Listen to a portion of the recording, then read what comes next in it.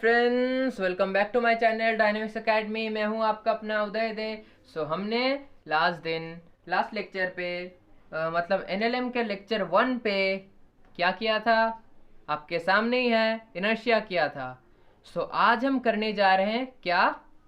चलिए देखते हैं।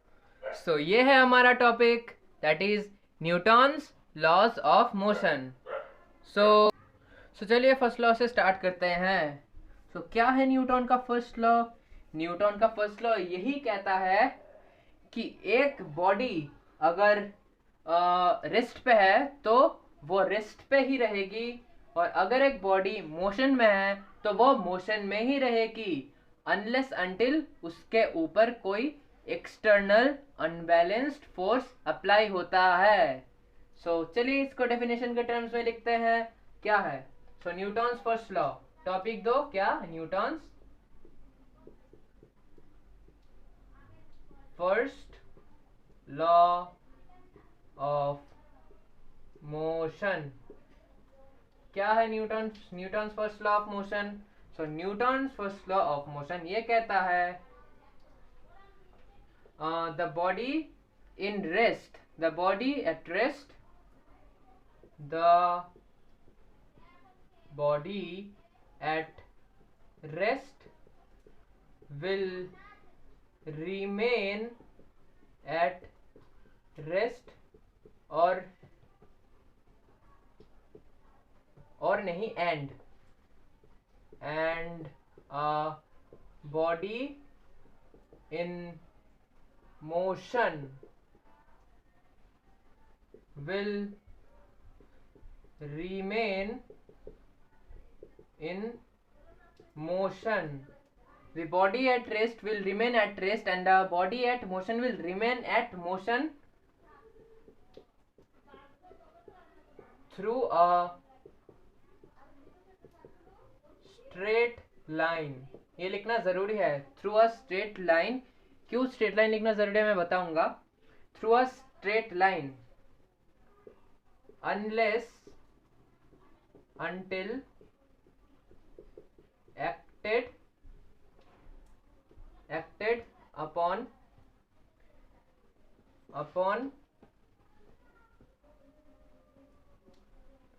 an external unbalanced force. इसे कहते हैं Newton's first law of motion. आप समझे इस लॉ का मीनिंग क्या है?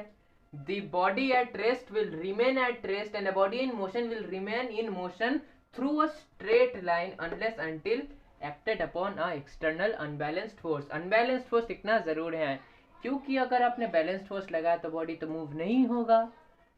चलिए इसका मीनिंग देख लेते हैं। इसका मीनिंग ये कहता है कि देखिए अगर एक बॉडी है वो रेस्ट पे है। क्या है? रेस्ट पे है। कब तक रेस्ट पे रहेगी? The body at rest will remain at rest. कब तक? जब तक कि unless until acted upon external unbalanced force, जब तक इसमें कोई फोर्स नहीं लगता, फोर्स क्या? फोर्स एफ नहीं लगता। जब तक इसमें कोई फोर्स एफ नहीं लगता, इस पेन में कोई फोर्स एफ नहीं लगता, तब तक ये मूव नहीं करेगा, मतलब मोशन पे नहीं आएगा। और अगर अब बात करें अ बॉडी एट मोशन की and a body in motion की आप बात करें तो उसके माध्यम में क्या होगा मैं आपको बताता हूँ। मान लो ये न्यूटन्स लॉ क्या कहता है कि अगर आप एक फुटबॉल को मान लीजिए एक फुटबॉल है, ये एक बॉल है, इसको आप फेंकते हो, या फिर ये फुटबॉल है इसको आप फेंकते हो या किक मारते हो। ये इसको जब आप किक मारते हो तो ये मूव करता ही रहेगा। मान लो कि आपने सिर्फ एक फोर्स एफ लगाया और उसको किक मारा, और वहां पर उस एनवायरमेंट में कोई फोर्स नहीं है, मतलब ना कि फ्रिक्शनल फोर्स है रोड पे, ना कि ग्रेविटेशनल फोर्स है रोड पे, ना कि एयर फ्रिक्शन है, कोई फोर्स नहीं है। कोई अनबैलेंस्ड फोर्स नहीं है। ये फ्रिक्शन अनबैलेंस्ड फोर्स है, और ये आपका ग्रेविटेशनल फोर्स भी अनबैलेंस्ड फोर्स है, और आपका एयर फ्रिक्शन भी अनबैलेंस्ड फोर्स है। सो वहां पर आप जब किक मारते हैं, एक फोर्स लगाते हैं, उसके बाद किक मारने के बाद, अब किक मारने के बाद वहां पर कोई फोर्स नहीं है, देयर इज नो फोर्स। सो ये बॉल कब तक मूव करेगी? जब तक ना कोई इसमें कोई धक्का लगा के इस बॉल को स्टॉप ना कर दे। मतलब एक एक्सटर्नल अनबैलेंस्ड फोर्स जब तक इस पर नहीं लगता है तब तक ये मूव करता ही रहेगा, तब तक ये मूव करता ही रहेगा। देखिए, अगर मैंने इसको अनबैलेंस फोर्स लगा दिया, मेरा हाथ लगा दिया यहाँ पर, तो ये मैंने फोर्स लगा दिया इस बॉल पर, तो ये रुक गया। तो ये इस स्टेटमेंट के अनुसार क्या है कि the body at rest will remain at rest and the body at motion will remain in motion through a straight line। Straight line क्यों है वो भी मैं बताता हूँ। देखिए, अगर आप इस बॉल को किक मारते हैं और तब कोई भी फोर्स उसको एक्ट नहीं करता है, मतलब ये मोशन में कोई फोर्स इसमें नहीं लग रहा है, ना कि फ्रिक्शनल फोर्स, ना कि ग्रेविटेशनल फोर्स, ना कि एयर फ्रिक्शन, कोई भी नहीं लग रहा है, तो तब क्या होगा? तो तब ये होगा कि मान लो आपने इसको किक किया, तो ये कौन सी डायरेक्शन में जाएगा? ये सीधी जाएगा। जब तक इसमें कोई थोड़ा सा कोई धक्का नहीं देता, वो सीधी डायरेक्शन में ही जाएगा। तो इसलिए स्ट्रेट लाइन दिया हुआ है, इसलिए स्ट्रेट लाइन दिया हुआ है। अगर आपने फोर्स अप्लाई कर दिया, अगर आपने फोर्स यहाँ पर किक मारने के बाद भी कहाँ से भी फोर्स अप्लाई कर दिया, सो वो डायरेक्शन चेंज करेगा।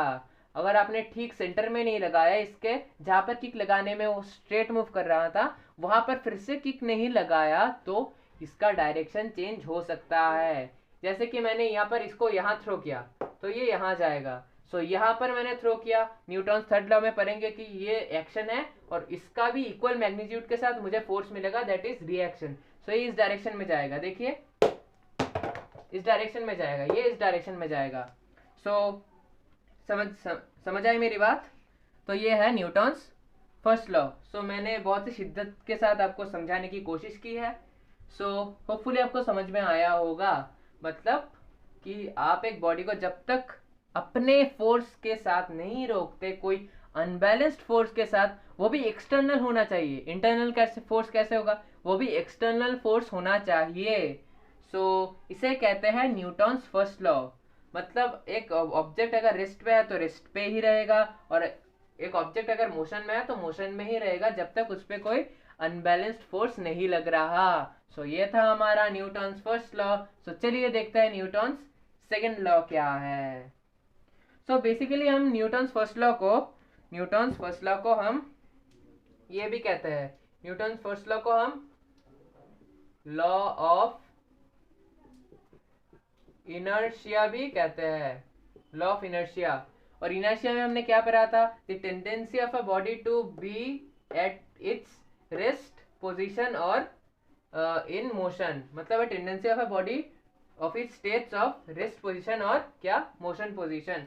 सो मोशन में है या स्टेट में है, उसमें रहने की टेंडेंसी को कहते हैं इनर्शिया। सो इसको हम लॉ ऑफ इनर्शिया भी कहते हैं। So let's move to next topic, that is Newton second law of motion. So क्या है Newton second law of motion, देखते हैं। सो चलिए देखते हैं क्या है Newton second law of motion. So this is the most important laws of motion. इससे हम बहुत सारे न्यूमेरिकल सॉल्व कर सकते हैं मोशन की, मोशन चैप्टर, सॉरी मोशन नहीं, न्यूटन लॉज ऑफ मोशन की। मतलब पूरे फिजिक्स इस लॉ पर टिका हुआ है, यू कैन से दैट। ये बेसिक लॉ है जिसके ऊपर सारे फॉर्मूलाज टिके हुए हैं। सो चलिए देखते हैं कि ये लॉ क्या कहता है। सो ये लॉ कहता है कि ये स्टेटमेंट थोड़ा मैथमेटिकल है, this statement is little mathematical, that is the rate of change of momentum. बोला था मैंने आपको, क्या है ये momentum? The rate of change of momentum is directly proportional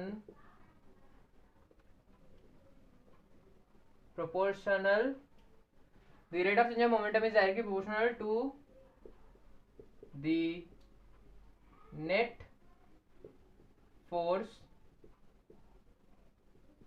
applied, the rate of change of momentum is directly proportional to the net force applied on a object and the change of direction। ये याद रखना, यहाँ तक ही Newton second law नहीं है, यहाँ पर एक स्टेटमेंट और देने की जरूरत है। बहुत सारे टीचर्स नहीं देते हैं, बहुत सारे टीचर्स देते भी हैं, तो वो सही करते हैं। So the rate of change of momentum is directly proportional to the force, net force applied on a object. So ये स्टेटमेंट है, the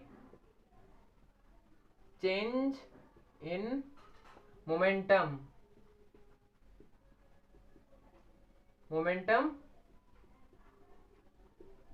occurs, the change of momentum occurs in the direction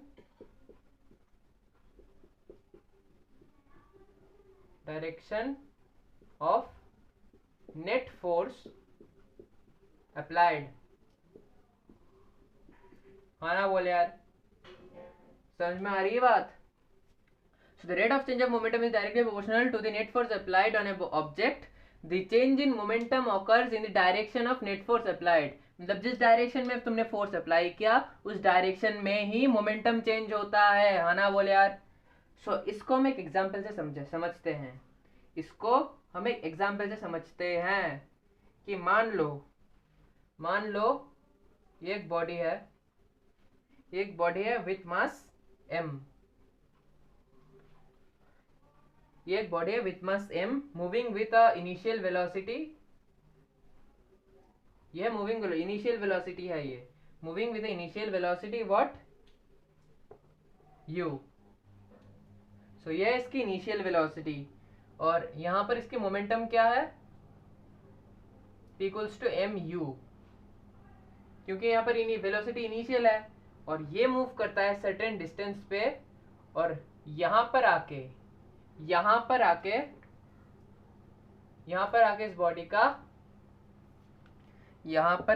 इस body का मास तो m ही रहेगा। Velocity ये है इसका final velocity, तो यहाँ पर इसका मोमेंटम क्या होगा, p इक्वल्स टू mv। सो इसको हम कह सकते हैं momentum, this is final and this is initial.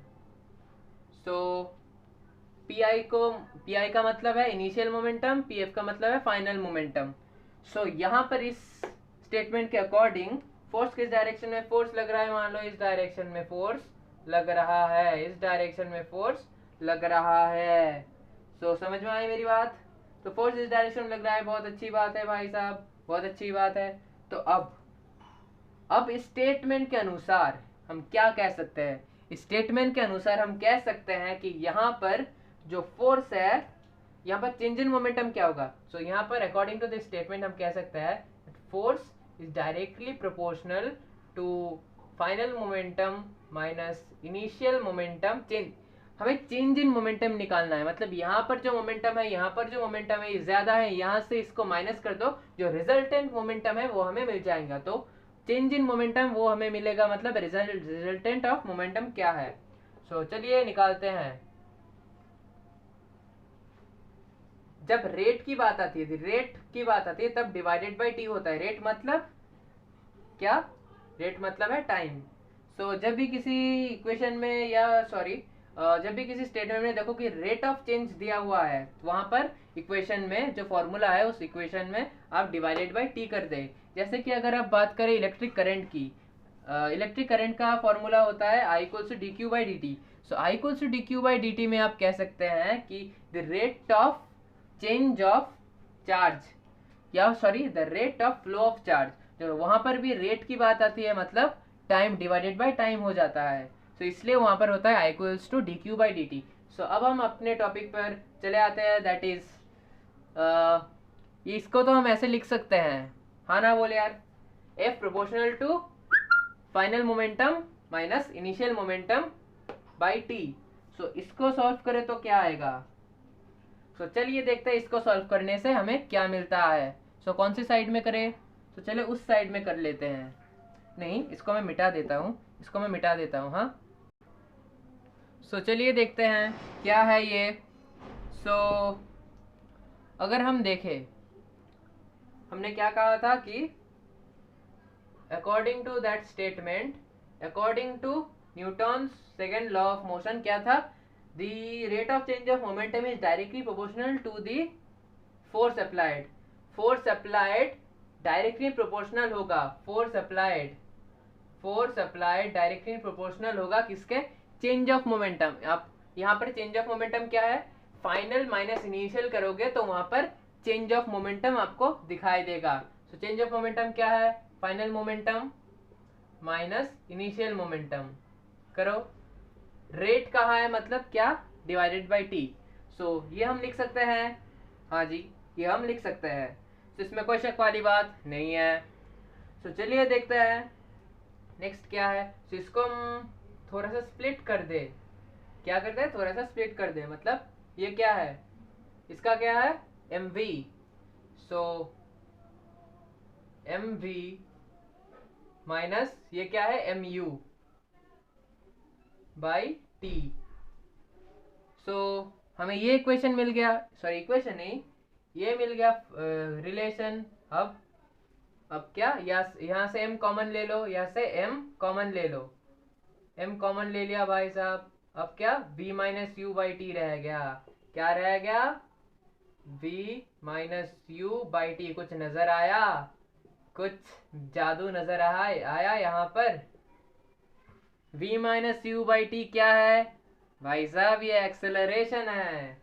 सो लिख दो यहाँ पर एक्सेलरेशन, लिख दो यहाँ पर, since acceleration equals to v minus u upon t. हाँ ना बोल यार, हाँ ना बोल यार। सो भाई साहब हमें तो कुछ फॉर्मूला मिल गया। अब इस प्रोपोर्शनलिटी साइन को हटाने के लिए यहाँ पर एक कांस्टेंट को लाना जरूरी है।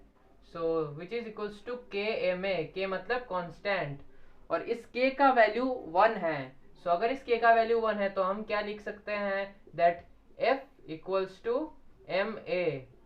और यहाँ पर लिख देना since k is the proportionality, k is the proportionality constant,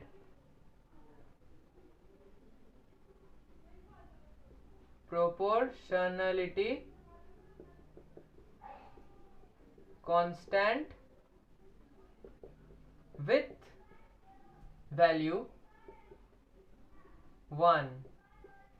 हाँ ना बोल यार। सो देखिए ऐसे हमें मिल गया the formula for second law of motion to calculate the force, that is F equals to mass into acceleration, force equals to mass into acceleration।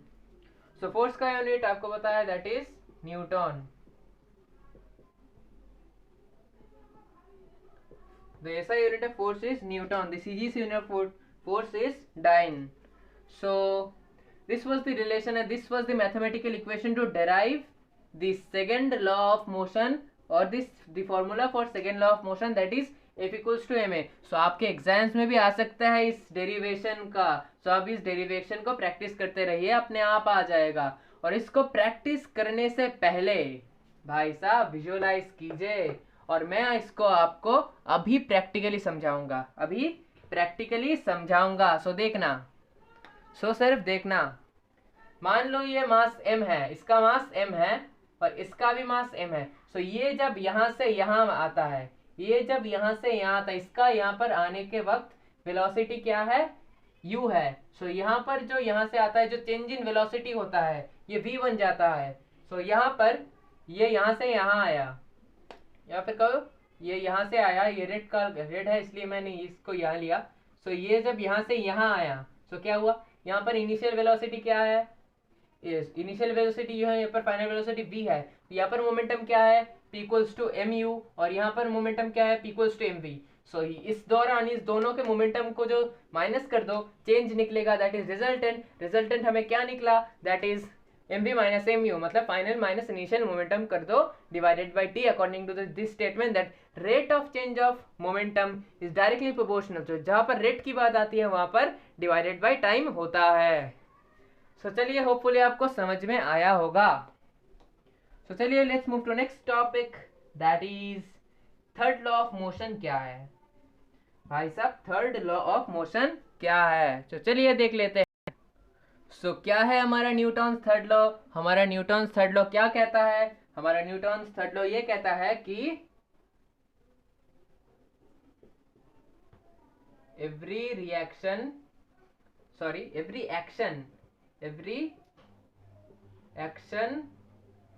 has an equal and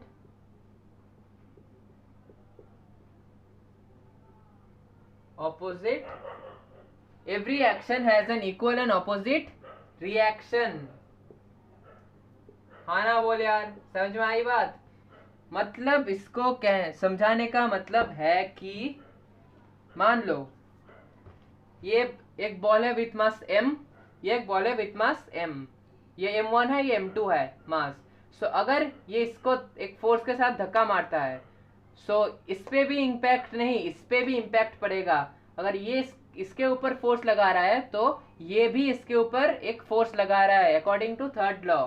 तो देखिए देखिए, अगर आप एक फ्रेंड को सडनली धक्का दे देते हैं, अगर आप आपके एक फ्रेंड को सडनली धक्का देते हैं तो एक फोर्स आपको भी फील होता है कि जिसके वजह से आप भी थोड़े से पीछे आ जाते हैं, जिसके वजह से आप भी थोड़े पीछे आ जाते हैं। सो अगर मान लूँ मैं कि ये एक फोर्स सॉरी ये एक बॉडी है, और ये एक बॉडी है, ये एक बॉडी है और ये दूसरा बॉडी है विथ मास क्या, इसका भी मास सेम है, इसका भी मास सेम है, ये m1 है, ये m2 है। सो ये m1 है, m2 है, भाई साहब बहुत अच्छी बात है। तो ये जब इस पे फोर्स अप्लाई करती है तो ये अब यहाँ आ गई, ये अब यहाँ आ गई। तो ये जब इस पे फोर्स अप्लाई करती है तो देखिए मैं थोड़ा और अच्छे से समझाता हूँ।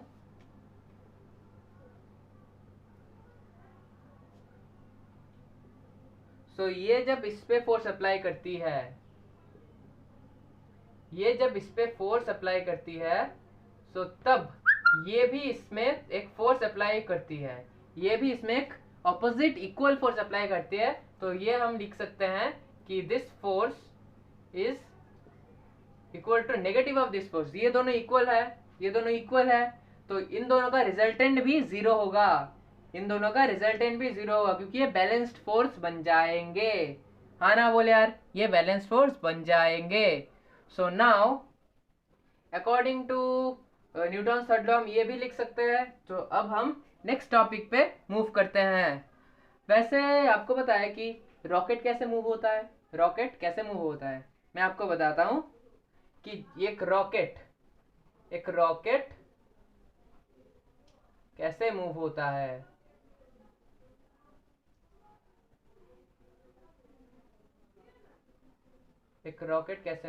मैं आपको बता रहा हूँ।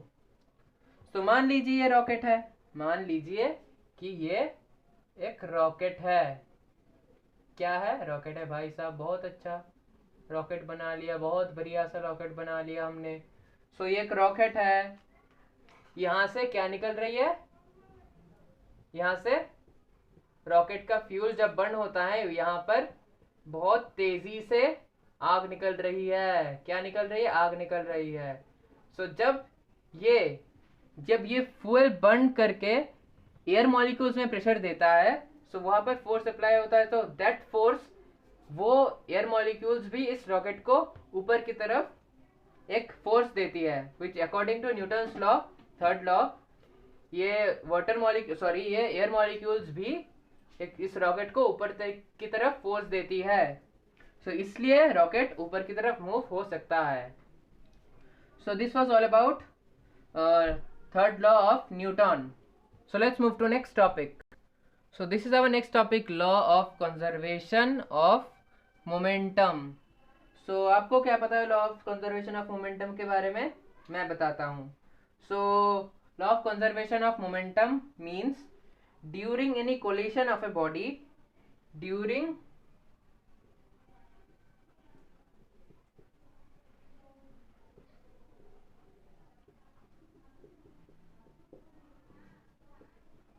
any collision of two bodies,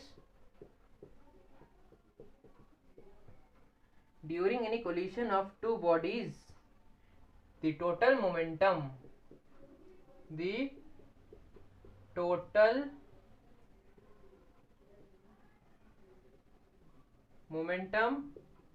is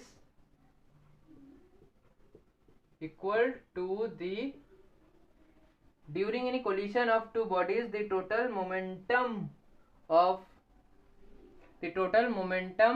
is equal to the momentum after collision. During any collision of two bodies, the total momentum is equal to the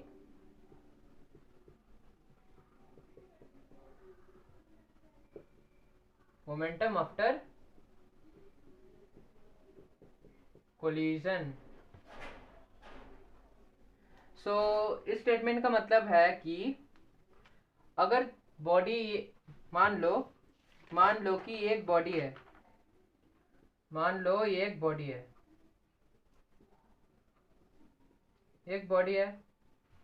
which is moving with a initial velocity u1, and this is body with mass m1, and this is a body with mass m2, which is also moving with a velocity which is u2, which is initial velocity 2 u2. so अब इन दोनों को collision में ना आने के लिए इसको ज्यादा होना पड़ेगा, इस बॉडी की, इस m1 की वेलोसिटी ज्यादा होनी पड़ेगी क्योंकि इसके साथ कोलिशन करना है. सो अब जब इसको कोलिशन होता है, जब यहाँ पर कोलिशन होता है, क्या होता है? कोलिशन होता है. जब इसको इस बॉडी से एक धक्का लगता है, जब ये इस बॉडी से कोलाइड करता है, तब क्या होता है? m1, ये m2, ये u1, ये u2. जब यहाँ पर क्या होता है? कोलिजन. सो यह हो गया कोलिजन. क्या हो गया? कोलिजन. सो अब यहाँ पर जो मोमेंटम था, कोलिशन होने के बाद, यह है वो दोनों बॉडीज. कोलिशन होने के बाद, क्या है? फाइनल वेलोसिटी आ जाती है इनकी. ये इनिशियल वेलोसिटी है, ये इनिशियल वेलोसिटी के साथ मूव कर रही है. कोलिशन होने के बाद ये फाइनल वेलोसिटी पे आ जाती है, तो ये भी फाइनल वेलोसिटी पे आ जाएगी. सो ये v1, ये v2, और ये m1, ये m2. सो आ गई. सो ये बेसिकली स्पीड से आके इसको एनर्जी ट्रांसफर कर दे रही है, इस पे फोर्स लगा रही है, और इसका स्पीड और भी बढ़ गया, और ये बन गया v2, और ये बन गया क्या? v1. सो अब इस स्टेटमेंट के अकॉर्डिंग ये सिचुएशन क्या कहना चाहती है? ये है बिफोर कोलिजन.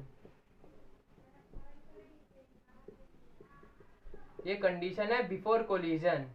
ये कंडीशन है ड्यूरिंग कोलिजन, और ये है आफ्टर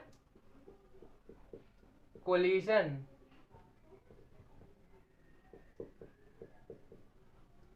ये after collision.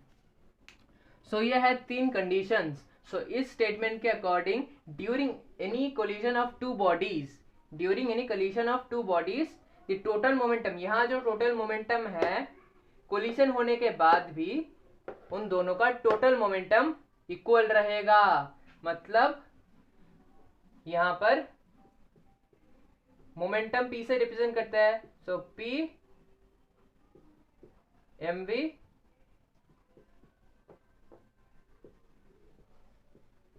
before collision will be equal to P equals to mv, ये mu होगा because moving with velocity u। So after collision क्या होगा, P equals to mv after collision. हाँ ना बोल यार। So before collision after collision उनका momentum conserved रहेगा। सो इसको हम प्रूफ करेंगे, इस स्टेटमेंट को हम प्रूफ करेंगे। तो चलिए इस स्टेटमेंट को प्रूफ करते हैं। सो इसको हम क्या करेंगे, प्रूफ करेंगे। So law of conservation of momentum हमने क्या कहा कि यहाँ पर total momentum before collision, collision होने के ड्यूरिंग, कोलिजन कब हो रहा है, during time T, time T के बाद समय कोलिजन हो रहा है, और वहां पर total momentum after collision equal होगा, वो हमें प्रूफ करना है, और ये law of conservation of momentum कहता है।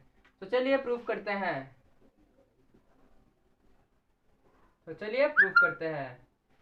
तो चलो अकॉर्डिंग टू, देखिए according to third law of Newton हम क्या कह सकते हैं, according to Newton third law, ये जब यहाँ इससे धक्का लगता है, इसके साथ कोलाइड करता है, तब ये एक फोर्स F लगा रहा है यहाँ।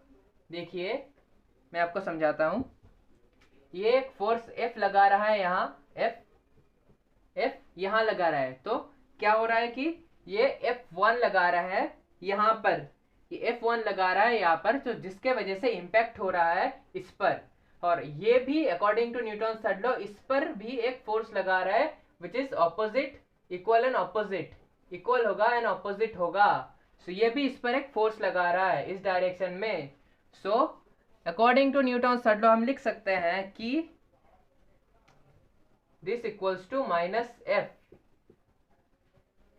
और ये होगा force of 1 due to this body on this is force 2। So अब हम क्या कर सकते हैं, इसको यहां लिख दो, according to third law, according to third law. अब यहां पर हम क्या लिख सकते हैं, देखिए हम लिख सकते हैं क्या, F1 इक्वल्स टू क्या, M1 नहीं लिखना, क्योंकि F1 फोर्स कौन फील कर रहा है, ये फील कर रहा है, और किसके वजह से फील कर रहा है, इसके वजह से फील कर रहा है। तो फोर्स ये दे रहा है, बट इसका मास M2 है, तो इसलिए M2, और इसका एक्सेलरेशन भी क्या हो रहा है इस फोर्स के वजह से, एक्सेलरेशन 2। सो इसलिए हमने F1 equals to M2 A2 लिखा, और यहाँ पर F1 M1, क्योंकि according to second law of Newton, F equals to M हम लिख सकते हैं according to second law of Newton. So चलिए देखते हैं कैसे हम इसे प्रूफ कर सकते हैं। सो हम इसको प्रूफ कर सकते हैं। अब हम लिखें कि क्या, हम लिख सकते हैं कि M2A2 equals to minus M1, sorry यहाँ पर माइनस साइन आएगा, यहाँ पर क्या आएगा, माइनस साइन आएगा, सो माइनस M1A1। हाँ ना बोल यार, कैन वी राइट, हाँ। सो इसको अगर आप स्प्लिट करो, A को अगर आप स्प्लिट करो, V minus you by T आएगा। सो लिख लेते हैं भाई साहब, V minus you by T क्या होगा, V minus you by T लिखे तो आएगा क्या,